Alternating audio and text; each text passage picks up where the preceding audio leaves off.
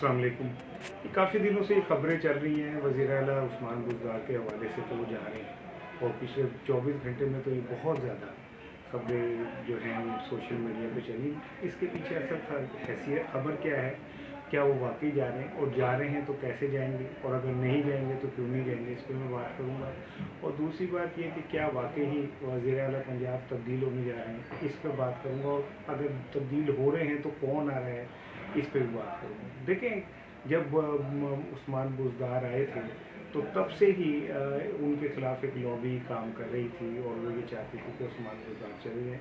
इसमें अपोजिशन भी शामिल थी और खुद पीटीआई भी शामिल थी। मैं अब इस वीडियो में आपको आगे जाके बताऊंगा कि उस्मान बुज़दार को हटाने से फ़ायदा किसको होगा और नुकसान किसको होगा, और क्या वो हटने जा रहे हैं, तो ये भी मैं आपसे इस पर बात करूँगा।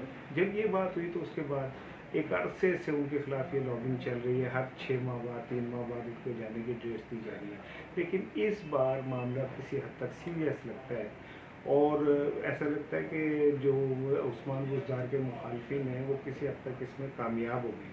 लेकिन अगर दूसरी जानिब उस्मान बुज़दार साहब का एतमाद देखें तो आप हैरान हो जाएंगे कि जब ये सारी कंपेन चल रही थी तो वो बलूचिस्तान के दौरे पे थे, वो पंजाब उन्होंने रोक ही नहीं किया जब ये सारी कंपेन चल रही थी। लेकिन मैं आपको इस वीडियो में बता दूं कि इसका फैसला बहरहाल हो चुका है और इमरान खान साहब जो हैं वो लाहौर का दौरा करेंगे अगले 24 घंटे में, और उसमें इस बात का फैसला हो जाएगा कि वो रहेंगे उस्मान बुज़दार या नहीं।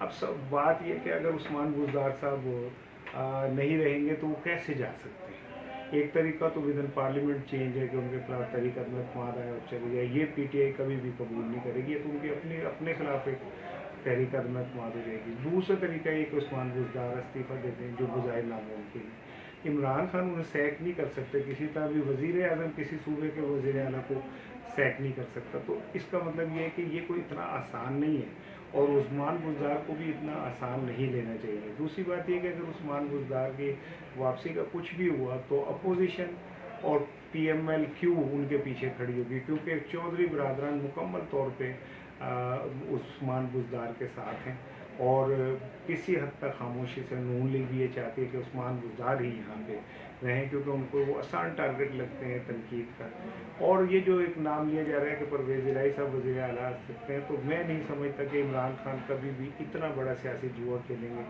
कि वो परवेज़ इलाही को वज़ीर आला बना दें। इसका मतलब ये है कि उन्होंने तो हाथ काट दिए परवेज़ इलाही से, तो वो इस टर्म पे है ही नहीं, उनके तो वर्किंग रिलेशन इस सतह के नहीं है काफ लीग के साथ, तो ये तो मुमकिन नहीं है। अब यावर अब्बास साहब रह जाते हैं एक नाम, एक मियां असलम इकबाल साहब रह जाते हैं और एक अलीम खान साहब, और गवर्नर सरवर भी इस दौड़ में शामिल हैं और वो भी ये चाहते हैं कि उन्होंने इमरान खान को ये कहा है कि मैं आपको डिलीवर करके दिखाता हूँ, आप मुझे वज़ीर आला बना दें। तो अब इन हालात में ये 4 नाम हैं। कोशिश ये की जा रही है कि वज़ीर आला अगर तो कभी आए नया तो लाहौर से आए, क्योंकि लाहौर पंजाब का फेस है और यहाँ का वज़ीर आला लाहौरियों को लेके चलने का आदी है होता है, तो वो ज़्यादा बेहतर अंदाज में डिलीवर कर सकता है। लेकिन यावर अब्बास का नाम भी बड़े शद्दत से लिया जा रहा है। लेकिन मैं आपको फिर अगेन एक बता दूँ कि उस्मान बुज़दार की खामोशी और उस्मान बुज़दार का बलूचिस्तान का टूर करना इस बात की अलामत है कि वो बहुत कॉन्फिडेंट है कि इतना आसान नहीं है। इमरान खान बारहा कह चुके हैं कि वो उस्मान बुज़दार के साथ हैं, तो अगर अब वो ये कहते हैं कि उस्मान बुज़दार डिलीवर नहीं करता तो उसके तो जिम्मेदार खुद इमरान खान होंगे। पार्लियामेंट में उनके खिलाफ तहरीक अदम पेश नहीं हो सकती क्योंकि ये पीटीआई के खिलाफ जाएगी और वो खुद इस्तीफ़ा भी फ़िलहाल देने के मूड में नहीं लगते। लिहाजा मुझे ऐसा लगता है कि ये टेढ़ी खीर है और इतनी आसानी से हल होने वाली नहीं है।